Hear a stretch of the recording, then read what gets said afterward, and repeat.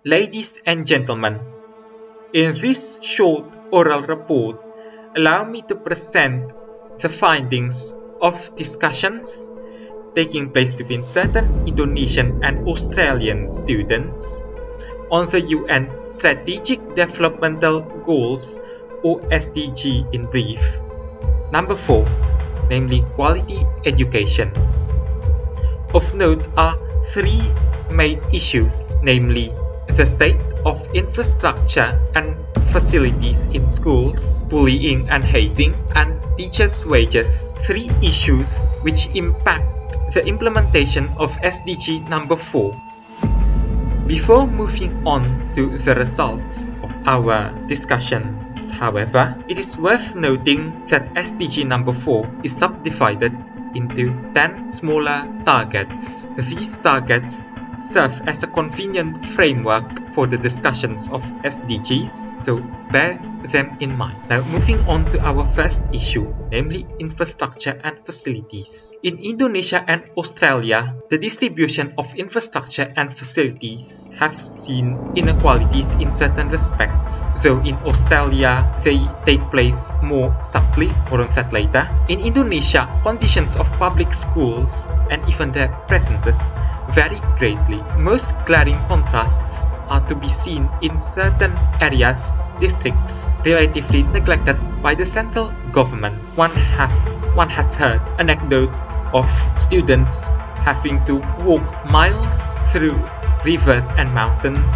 in order to reach schools. Now, this state of affairs may be explained by the state of transportation, namely the state of the absence of roads and buses, which would in turn force the students to such hardships, and the lack of infrastructures, namely the lack of schools in some areas. And therefore, education is ultimately related to other areas of economy and society. Contrasts, however, is to be seen in urban areas with the shortages, for instance, of higher middle schools in Depok. Now, in Australia, on the other hand, as I have stated before, differences are more subtle in nature, taking the form of contrast between public and private schools. Note that this is also to be seen in Indonesia, with certain quote-by-quote ways of teaching, certain programs, and so on being available in private schools, but ultimately lacking even in the best of public schools. Now, it is therefore evident that the main pressing issue of education in Indonesia is material in nature. The lack of buildings, the lack of roads, the lack of facilities such as books, and even internet in some areas, computers, etc. However, the current state of education in Indonesia is marked by a focus, a priority towards systems and paradigms. Note, for instance, the refurbishing of curriculum in 2013 and a new curriculum recently for universities, etc. instead of more pressing material problems. This, in essence, sums up the state of education in Indonesia. Now, the second issue our discussion has noted is bullying and hazing, a worldwide problem prevalent in Indonesia, Australia, and throughout the world.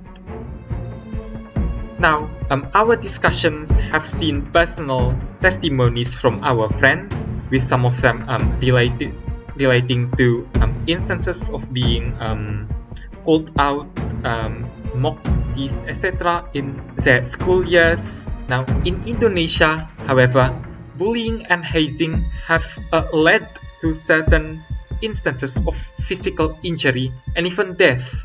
Now, this have shocked our Australian friends, since I believe such instances hardly happens there, but it happens in Indonesia, though not too frequently. Even their presence indicates that there is a fundamental problem in how education is run in our country. Now, in Indonesia and Australia, no doubt, certain rules exist that aims to prevent bullying and abusive instances of hazing. So in Australia, the rules are much stricter with the presence of so-called 3 strikes and you're out rule.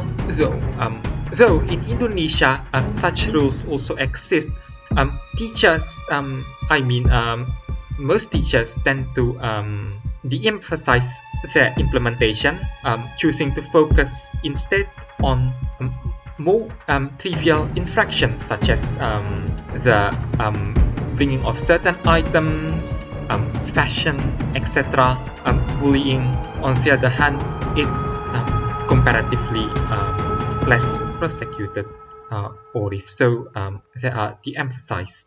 Now, this is, I believe, a problem to be addressed for bullying, unlike those aforementioned minor infractions, lead to real injuries, be it physical or mental. Now, in both Indonesia, Australia, and everywhere in the world, bullying can be partly explained by certain cultural and inheritable factors, a sense of seniority, and bullying as a venue of self-expression. The latter is more prevalent amongst males. Now, a friend of ours from Australia who has spent part of his education in Iran, a country where education is generally segregated by gender, is a personal witness to how, in a male-only school, bullying is even more intense and is seen as a rite of adulthood and adolescence. Moving on to teachers' wages, a problem Indonesia and Australia has to deal with.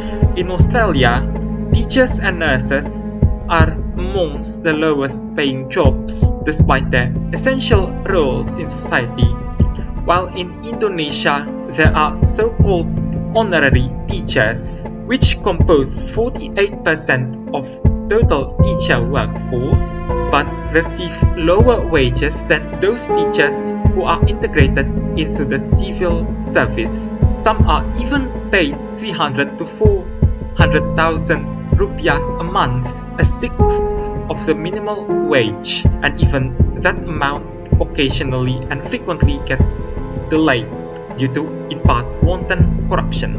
In both countries, the deplorable condition of a significant proportion of teachers have led to occasional protests. The 3 issues discussed are ultimately connected to SDG 4, the presence and fair distribution of infrastructure and facilities is a necessary prerequisite for the fulfillment of Target 4.1, which aims that education in 2030 be made free, equitable, and quality for a minimum of 9 years. Now, in order that this target be realized, accessibility to infrastructure, namely schools, books, and even modern implements such as computer and Wi-Fi, need to be fairly and equitably distributed amongst schools. Otherwise, universal education, I'm afraid, sees significant stumbling blocks. Now, the presence of bullying and abusive instances of hazing in schools hinders the fulfillment of Target 4.A, and the welfare of teachers impact how teachers perform in schools. The description to Target 4C explicitly states that teachers are the key achieving all of the SDG 4 targets, and therefore teachers and educators should be remunerated. They should be fairly compensated for their contribution towards society, that education as a whole can advance and be a reality to millions of students around the world. With this, I close my oral report of the discussions that has taken place. Thank you for listening and enjoy the rest of your day.